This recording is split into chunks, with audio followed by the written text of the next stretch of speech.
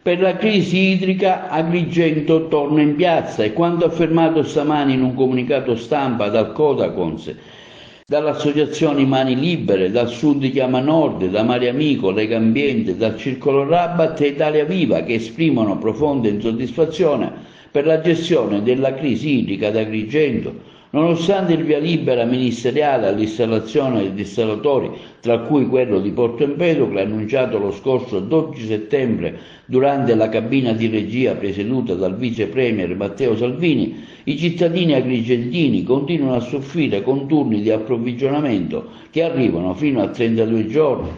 Non servono solo promesse di dissalatori mobili, serve efficienza e urgenza, affermano i portavoci delle associazioni sopracitate.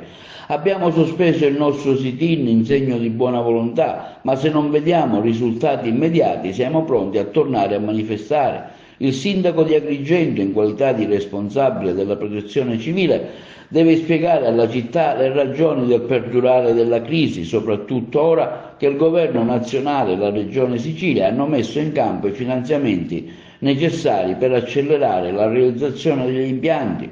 L'amministrazione comunale, la deputazione regionale e nazionale non possono limitarsi a sventolare vittorie future senza risolvere le emergenze presenti, aggiungono i rappresentanti delle varie associazioni.